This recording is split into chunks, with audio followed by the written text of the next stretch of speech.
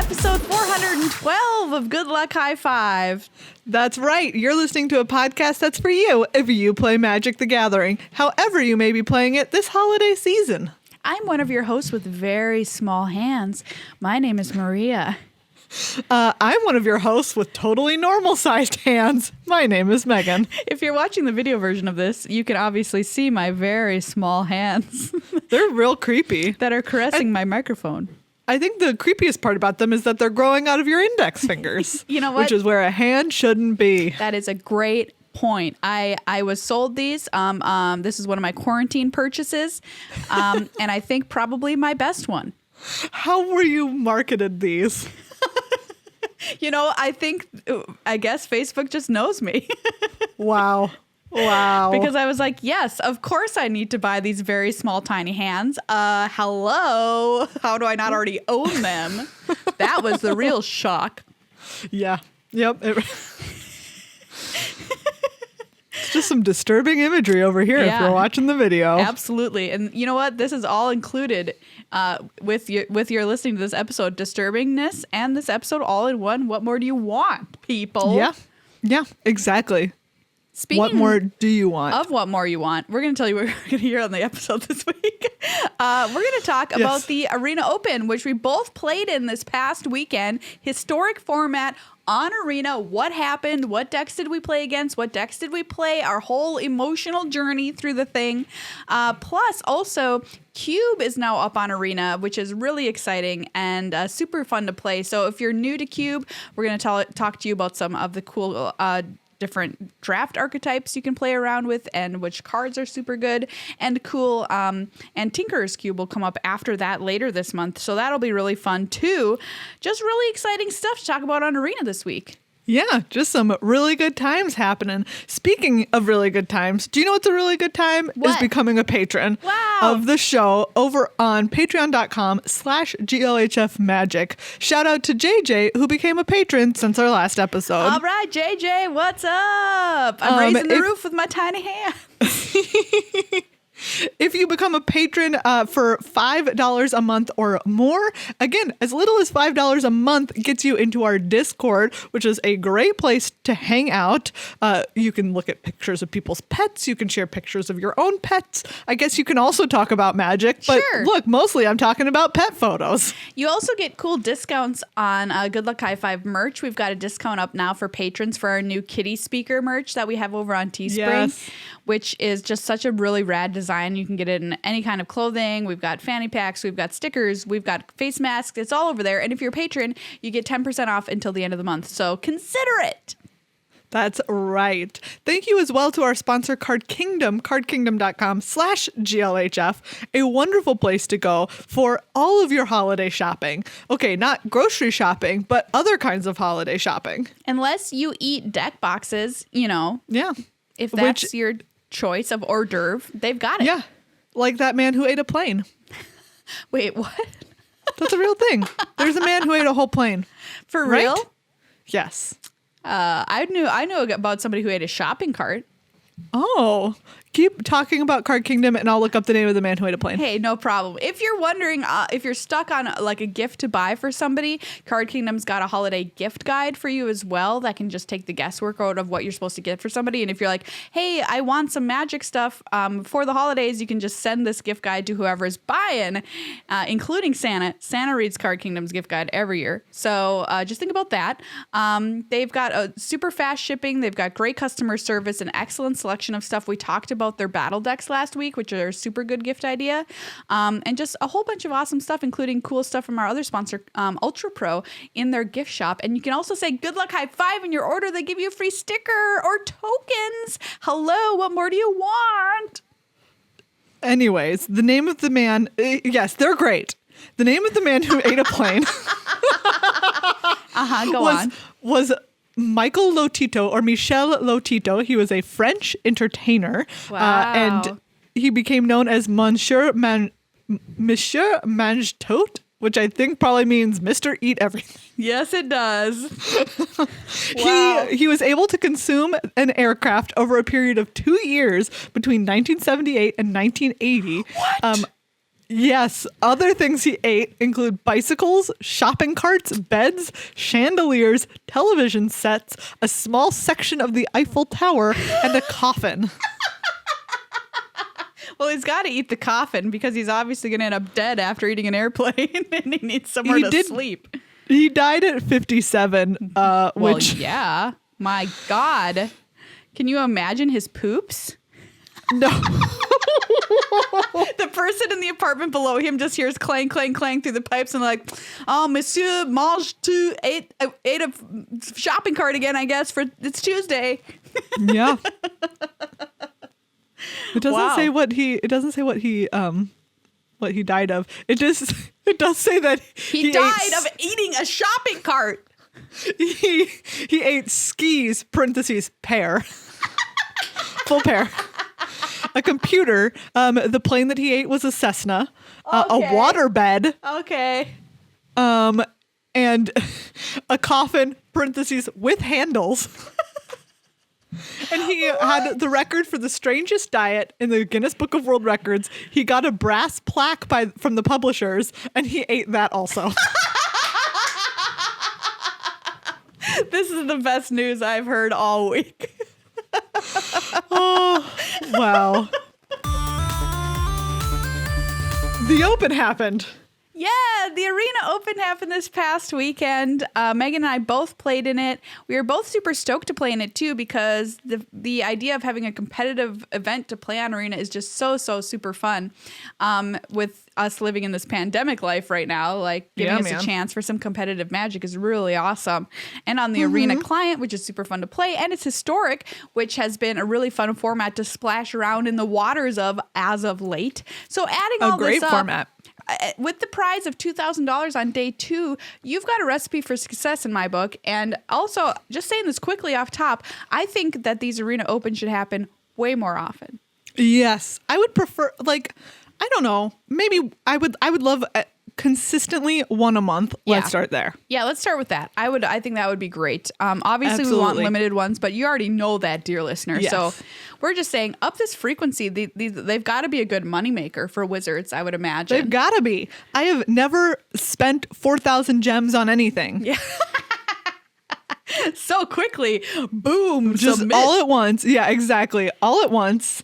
To be fair, as I told several people in a sick brag, I just had those gems laying around because I've been killing it at draft lately. Yes. But still, like, if I didn't have them, I would have paid once. Yeah, absolutely. Like, I would have paid $20, like a $20 entry fee for a tournament that you're going to play 7 rounds of. Makes total sense. I envision it like a Grand Prix. How much money do I spend on a Grand Prix?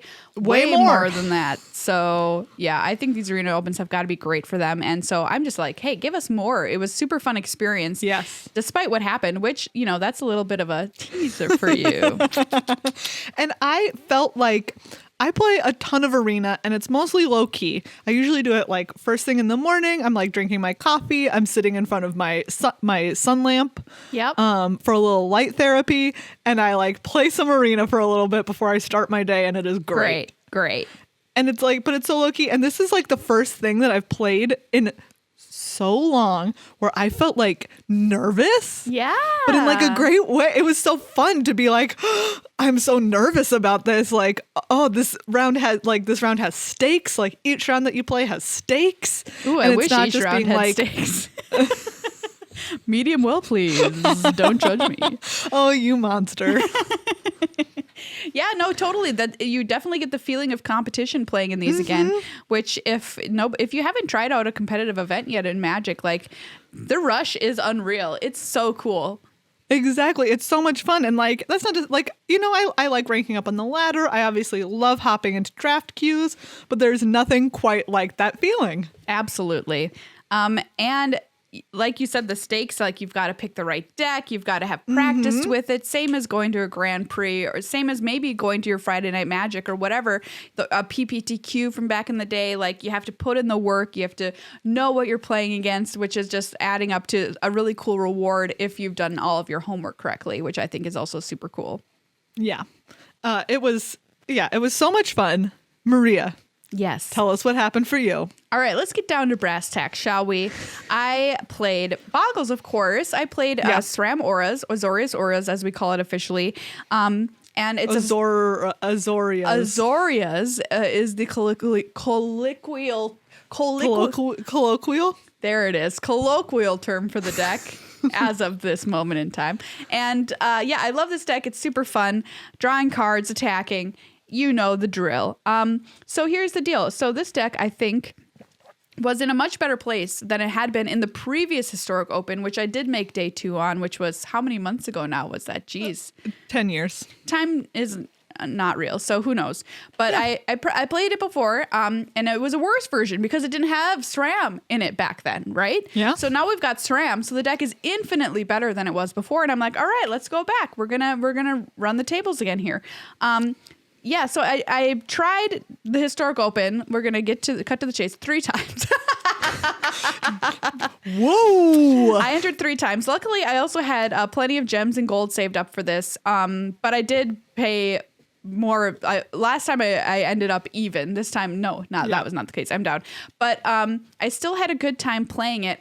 However, I just found myself, I played the best of 1 queue. I should specify. I think it's much better. You'll get a much better chance of making day 2. That's actually been scientifically proven if you play in the best of 1 queue versus the best of 3. So I tried that out. I even made a little list. I kept a handy little list of the decks that I played against and who I beat and who I fell to, and in my various runs. So I did very well against decks like Gruul Aggro, Mono Red. I beat a couple of times, which makes total sense. I beat Azorius Control. I beat a White-Black Control. I managed to beat Colorless, which I was feeling pretty chuffed about. Another Gruul. I beat a cool Rakdos Judith list, which I wasn't expecting to, but I thought it was a neat deck. So those decks, I think, make sense that I beat. They're creature-based. They're aggressive decks, which my deck has access to lifelink, so that can pull it out of the top sometimes. And a couple of an Azorius Control matchup, which I have good cards in my sideboard for. I was expecting to see more of that because it did just recently win a big event, but not so. I didn't run into it too many times. And the losses were decks that you would also expect. Rakdos Sacrifice, Jund Sacrifice, terrible matchup for this deck. And then some strange things started to happen to me. I started to run into Paradox Engine decks, and we're going to get to this more deeply in a second, but it was like I hit a wall. I started to hit a wall of Paradox Engines. I played against Mono Blue Paradox Engine. I played against Blue Green Paradox Engine. I played against Teamer Paradox Engine. I played against Colorless Paradox Engine.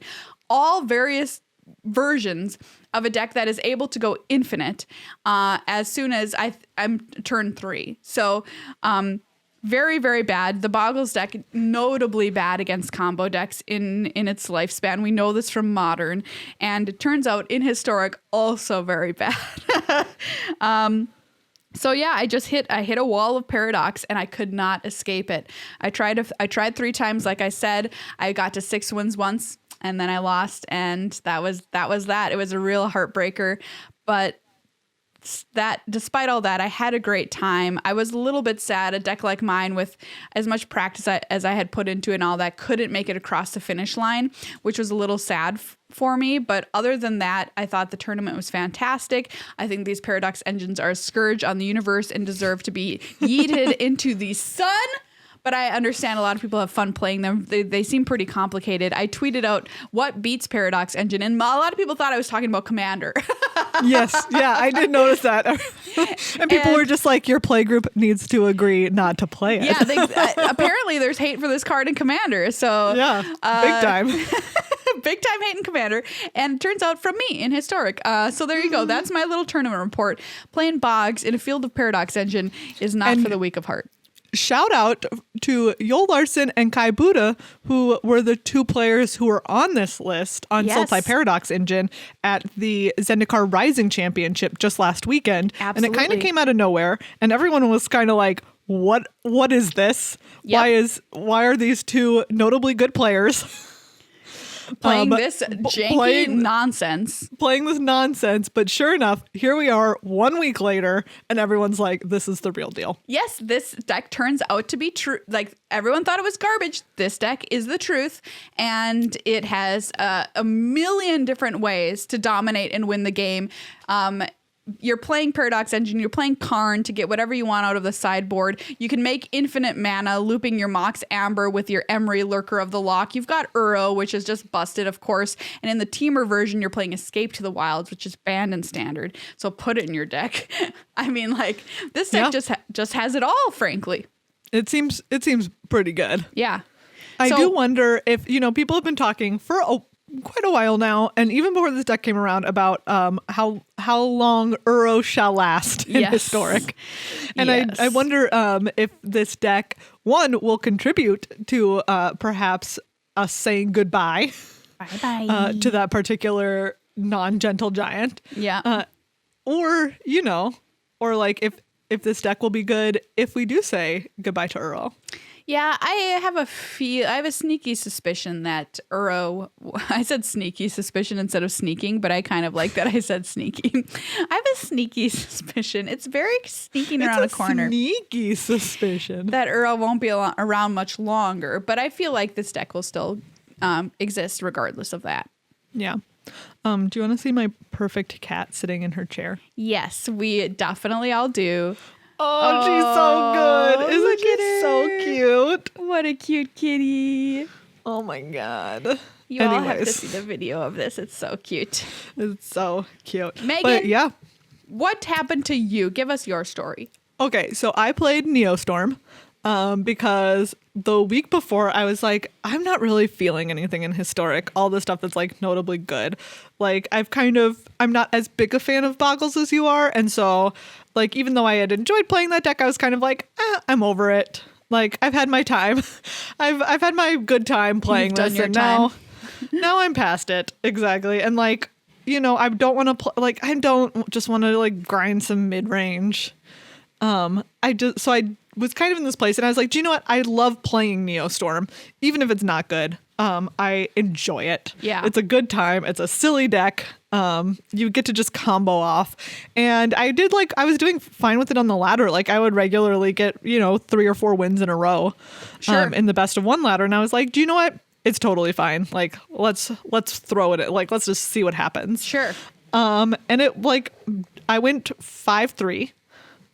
Great. And it was a really good time. Like there was one match that I definitely feel like I misplayed, and it was against Sandy Dog MTG. Wow. Notorious grinder Sandy Dog, on obviously goblins. And it was like he didn't combo very fast with Sure. Muxus.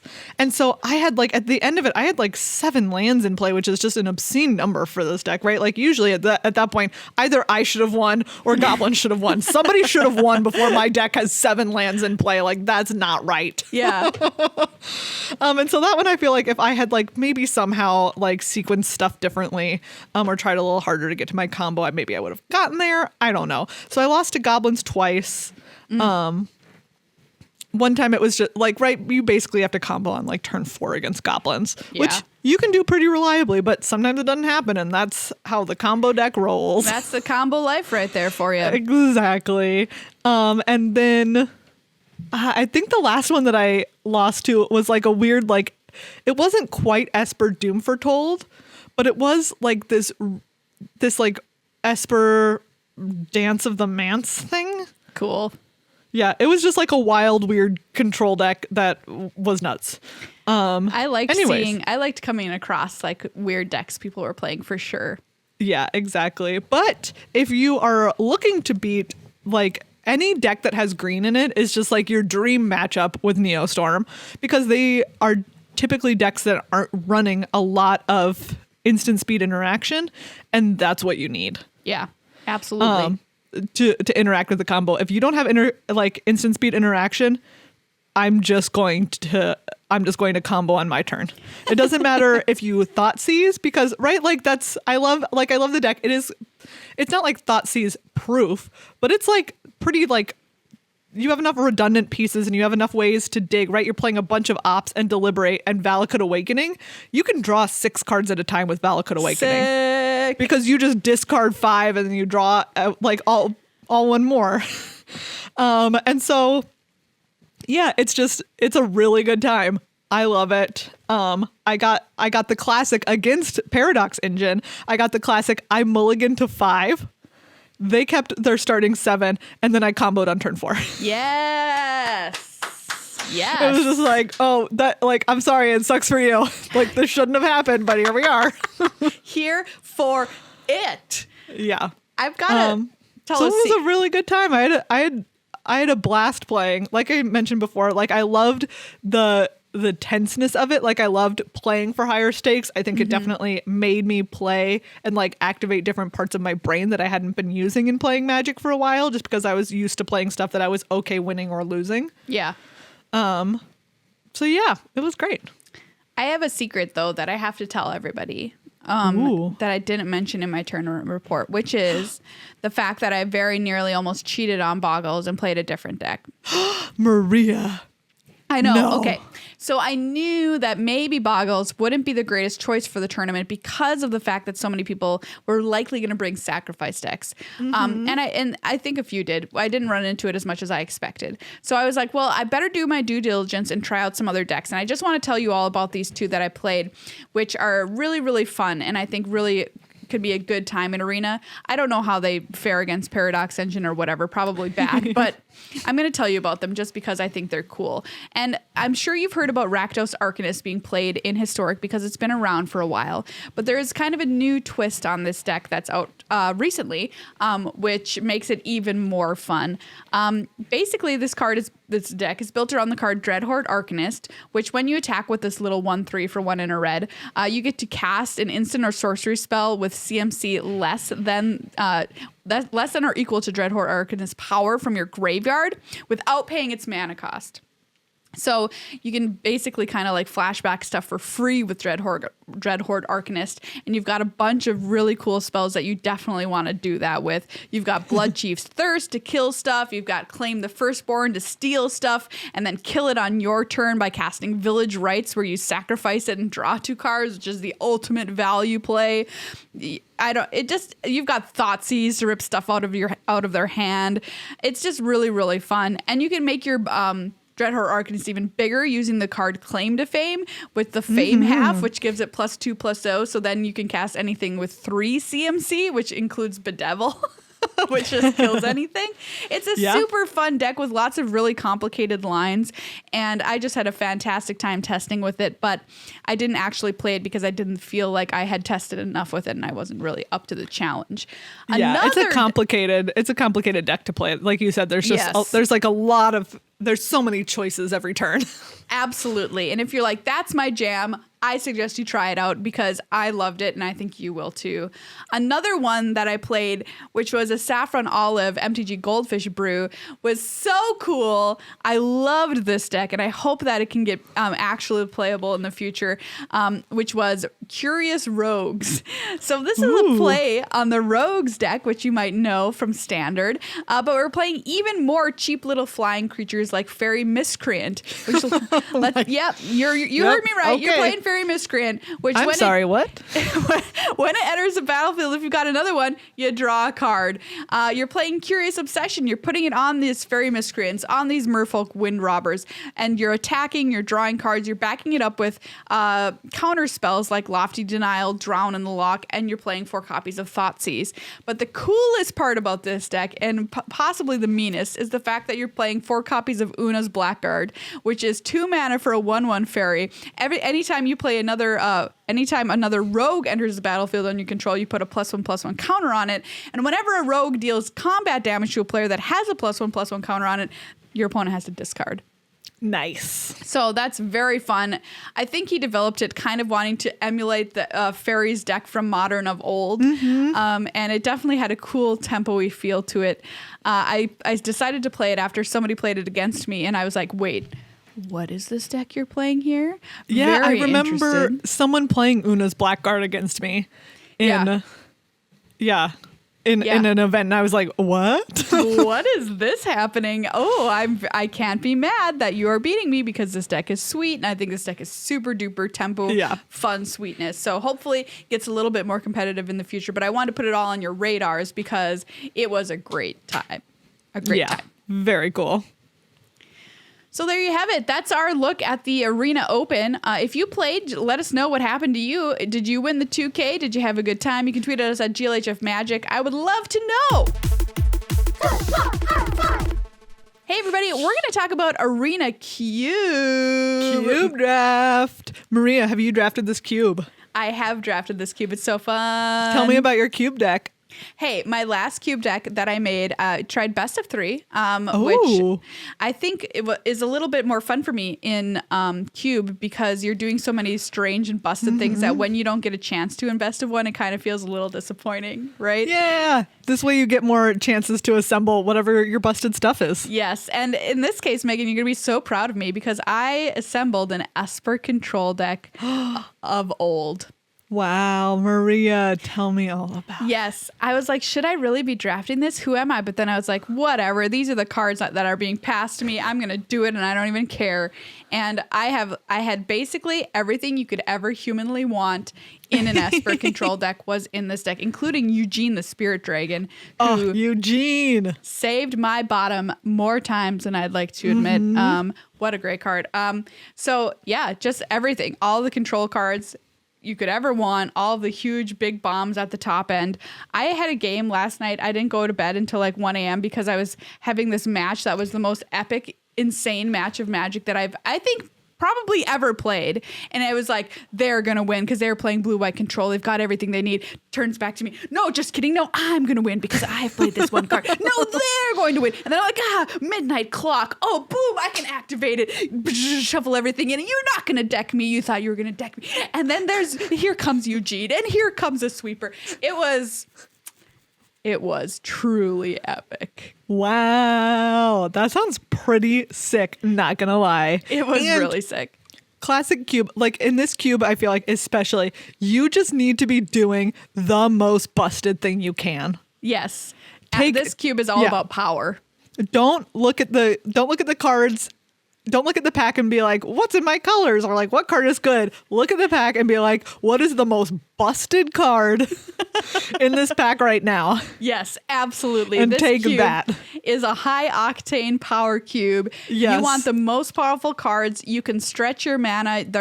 You have the ability to play more colors pretty easily. The only way you're going to get punished for it is some people are going to play mono red. Yeah, exactly. But like, do you know what? Okay, you'll face the mono red person and you'll lose that match. Okay. Yeah. It's true. Anybody else you're going to beat. That's it. I think I've seen a lot of people tweeting out really cool cube decks the past couple of days, which has been fun to see. I saw somebody, testament to Red Green, playing a cool Red Green deck that they managed to get 7 wins with, which is pretty neat. But I have heard of somebody drafting mono red back to back to back to back and winning. So like that is definitely a strategy. Absolutely. If you want to do that. Megan, what did you draft? I also drafted Esper Control. Oh, but so here was my mistake is I just drafted too much removal and not enough busted stuff to close it out quick. Oh, you didn't have enough win conditions. Yes, exactly. Which you just need to have. Make sure you've got it. You had Eugene. I had like Scarab God, but it just wasn't enough. Oh, dang it. I know. Dang. And obviously I still had a very good time. Oh, also, yeah. I didn't have enough card draw. Sure.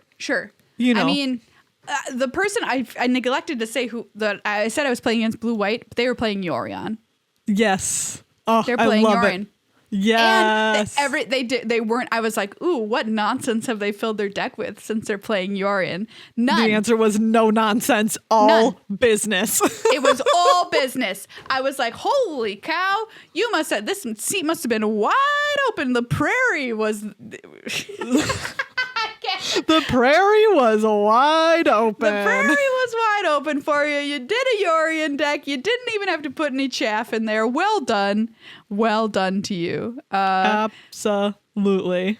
I just had a great time. I can't even like. One of my cube drafts I tried to do, but I failed, was Red Black Sacrifice, which I think could be a really fun deck to play too. But I didn't identify that was the deck I should have been in until too late in the draft, so it didn't come together. Yeah. But it is a cool archetype in this cube. Weaponize the Monsters is the card that you will need to make this deck really shine, which lets you sacrifice your dudes to do 2 to whatever. So Yes. Ooh, I'm into it. if you want to draft that deck, that is possible in this cube, for sure. Yeah. For sure. I've drafted Eugene every time I've seen Eugene, so As you should. as you should in this As cube. you should. Like, what are you doing if you're not drafting Eugene? I had Teferi, Master of Time as well, which, yes, I played with a Teferi, you know. I don't know who I was in that moment. I had an out-of-body experience and drafted the Teferi, you know. Maria, who Yeah. are you? I don't know. I was somebody new and different who passed on their turn and didn't attack and countered my opponent's spells. My goodness. It was It's like glorious. the holidays happened and it's here, you know, and the cube draft is here and you became someone else. I became someone else in the cube entirely. Like the movie The Santa Claus. Where Tim Allen Starring becomes Tim Allen. Santa Claus. Yes. A great Christmas film. Oh, Truly yes. a great one. Right up Absolutely. there with Muppet Christmas Carol. Wow, Maria, that is really high praise from you. It is indeed, because Muppet Carol, like, hardly anything can touch Muppet Christmas Carol. It's just like Yeah, perfection. it It's just is. like absolute perfection. Yep. It is your caliber for what excellence in filmmaking is. Some people will think you're being facetious, but indeed, she is not. Mm-hmm. I think it is one of the greatest films ever made, and I'm not even kidding. It truly, truly is. It is easily the best Christmas Carol adaptation. That's not even close. So I'm just talking flat out movie here. This is film level. Yeah. Yeah. I was reminded recently of the existence of a Christmas Carol starring Jim Carrey as Scrooge in a weird CGI creation. Wow. What? Yep. Did you remember this film existed? No, I don't think I've ever seen this. Oh, I mean, like, good, because it was highly disturbing and very, very boring. Robert My perfect Zemeckis. combination of qualities in a movie. Hey, we promised you disturbing on this podcast, and you're going to get it. And that's the movie The Christmas Carol starring Jim Carrey as Scrooge, which is like, Wow. first of all, just hideous casting. Like, that should never have happened. No, but also, I like, agree. Like, who looked at Jim Carrey and was like, yes, I know who you should play. the hilarious character of Ebenezer Yes. Scrooge, Classic comedy character. where you contrast that with Muppet Christmas Carol, where you get Michael Caine playing Scrooge, which What is did just you like just call him? Michael Caine playing Scrooge. Great. Playing it completely and utterly straight, never Of course, ever 'cause playing it what for else comedy. does he do? And you're like, one of the greatest actors of our time as Scrooge. Or what if, hear me out, we put Jim Carrey in there, completely CGI'd out of his brains, and he also plays all the ghosts, and we add in scenes that don't need to be there, and it's just really boring. He also plays the ghosts? Yeah. Wow. Hold on, I have to take a photo of my cat because she's being cute. That's fine. You know what? Don't worry about derailing our derailed Anyways. conversation of the Holiday Cube. It's Oh, fine. man. Yeah, but I put on the little I can't hands believe again. that's so weird. Yeah. Speaking I of didn't- holiday things, I just want to remind our listeners that the Crimbies are coming up. That's right. So submit your categories or your nominees for classic categories. Yeah, I'll put out a tweet about this because we got some great categories last year that we added into our rotation for the Crimbies. They're going to be coming. Our Crimbies episode will be out on the 29th of December, which is our big year end where we give awards to everything in Magic. And this year I was thinking of a new category, which was Best Drama of the Year. Yes. We need it at this point. I feel like Magic is just like, hey, let's create drama, and we need to acknowledge that. You know, Magic Twitter drama, there's nothing like it. And this year, it was just chock full of we have so many choices. Yeah. What I feel can we like even in the choose? past, have we given the Nonstop Bangers Award? AKA the Seb McKinnon Award? I don't know if we have. Let me look. Okay. I don't think we have, but Obviously, I'll the look right first now. one would go to Seb McKinnon. I But have then to after take- that, we can rename it the Seb McKinnon Award and give it to other people. Okay. So what does this encompass? Is this like people who have done more than one piece of art for a year? I feel like just anything, like, it doesn't even have to be art. Just anything that you would qualify as a nonstop banger. Okay, sure. I'm here for that award. Anything that's been consistently great. Oh no. Okay, so drama of So the year. you could has be not like, been right, awarded.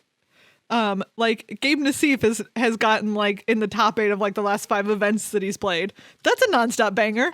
He would be a nominee for the Nonstop Banger Award. Okay, I'm putting it in. I'm putting it in right now. This is great. I'm so excited for the Crimbies coming up on the 29th, everybody. So if you're, Yeah. driving around the block from having Christmas inside your own house, but you felt like you wanted to pretend like you're driving to grandma's house, you can listen to this episode as you go around the block. Oh man.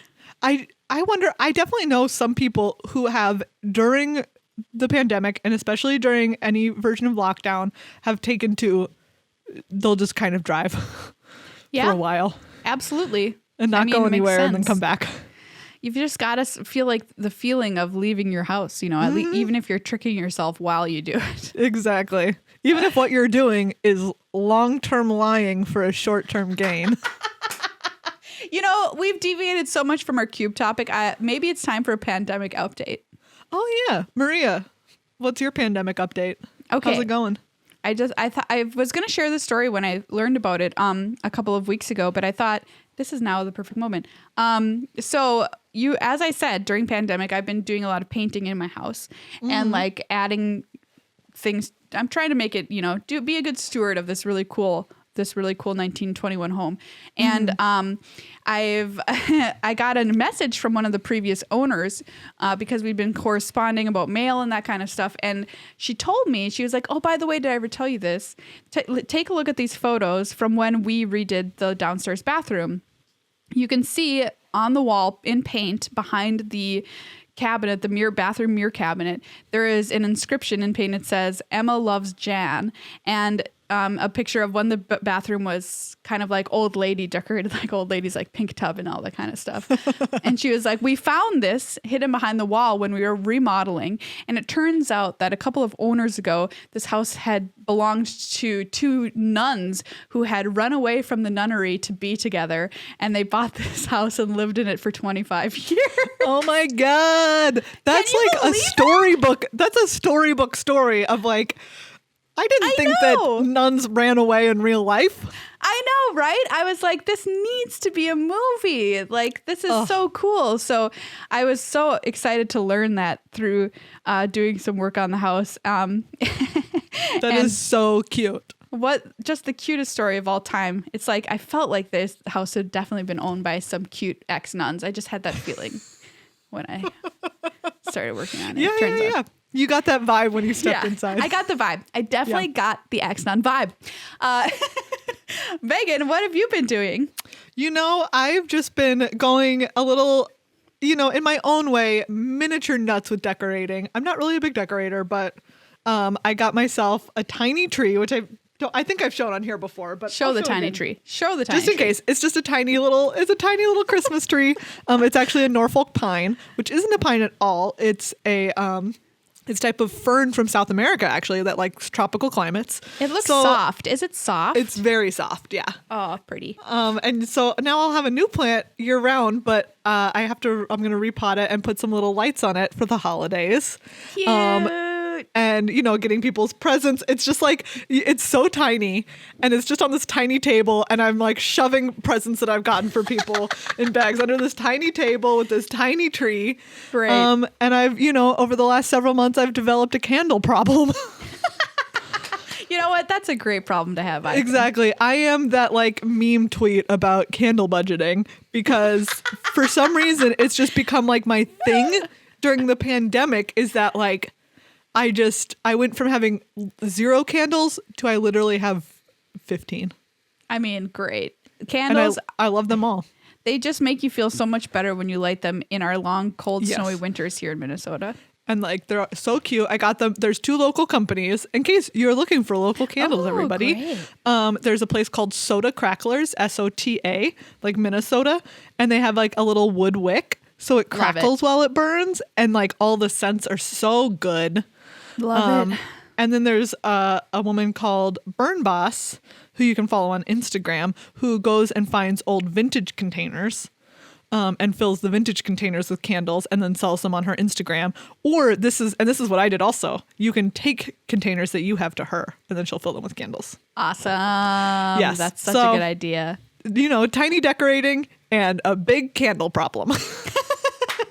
And playing in arena opens and doing some cube drafts. Exactly. Equals pandemic time. Oh, So, man. in conclusion, draft powerful cards. Don't worry about synergy.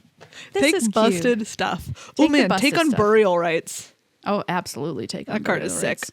Or take ways to exile people's graveyards. If you're somebody who's like, no, I want synergy. I want to do synergistic things. Don't worry. Tinkerer's Cube is coming up for you. Ooh. That's going to be here. Let's take a look at when that will arrive. January? Tinkerer's Cube is January 15th through the 28th. So Exciting. that one is for you. If you want to Yeah. do powerful busted things, this cube is for you. Yes. Tiny Look at my hands. tiny hand. Before we go, everybody, a big thank you to our other sponsor, Ultra Pro. That's right. Ultra Pro, just one of the coolest places to look for magic gear because they have so much great art on playmats, on deck boxes, on sleeves. You can celebrate your favorite magic artists and artwork through Ultra Pro.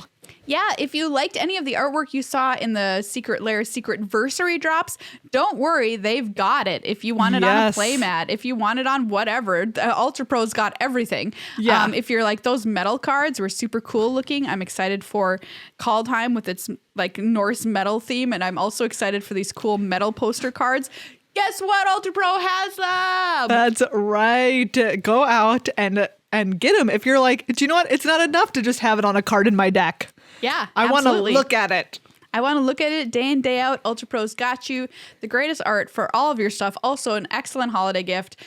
You can buy it through Ultra Pro or find their stuff over on cardkino.com/GLHF. Basically, you're covered, you know? Yeah, man. Tiny hands. Tiny hands. I threw them up into the air, but you couldn't see. There we go. Like confetti. Horrifying confetti. Terrifying confetti. Well, everybody, that's this episode of Good Luck High Five. It got a little weird, but we don't apologize for that on this show. No, absolutely not. It's the holidays. And, you know, we're just trying to create and partake in any kind of holiday joy that we can. Absolutely. Because, you know what? It's a lot right now. It's a lot right now, but there's a light on the horizon with the vaccine coming to the U.S. First dose is administered today, Oh, man. I can't believe it. which is just It's wild. the wildest and best news. Every So time I excited. read about it, I'm just like, this isn't real. And then also I want to cry. I mean, yeah, it does. It honestly doesn't feel real after so many months of just nothing but bad news. To Yeah. have some glimmer of hope it just feels foreign to us at this point. Yeah, it really does. It's wild. But it is real. It is real. Mm-hmm. And we will be able to go back to tournaments and events and seeing all of our magical friends again. Yeah. It will happen. And remember, in the meantime, stay safe. I know it's a real bummer, but like if you've got to travel to see your family or if you haven't been quarantining, just stay home for these holidays so that you can celebrate lots of holidays in the future with all of your family. Think about this. A lot of you don't even want to go to those holiday celebrations, right? You're not wrong. And do you know what? This year is the literal best excuse you will Check it out. ever have to not travel for the Free holidays. excuse. Free excuse. It's great. It's the top excuse of all time. So So use it while So you just still use can. it. Use it this year. And Is you'll go what we're back to saying. seeing all your family, whether you want to or not, next year. Big thanks once again to Card Kingdom, Ultra Pro, and everybody who is a Patreon supporter over at patreon.com/GLHF Magic. become one for the end of the year as a gift to yourself and supporting creators you love, and as a gift to us, because it really truly is. We see everyone come in and we're so happy every time we get a notification that a new patron has arrived. So give us a little present if you want to. It'll just take a couple minutes. Next week, we're going to talk all about Kaldheim. We've got some predictions. That's right. Some about what's completely based in fact and reasonable expectation predictions, as they always are. As they always are. I've got some already started on a notepad here, and I'm thinking I feel like I'm going to hit the nail on the head with this one, Megan. All right, Maria, I feel like you're gonna. It's your time to make a called shot. I thought you were going to say it's your time to make a Kaldheim. And with that, goodbye. That's enough.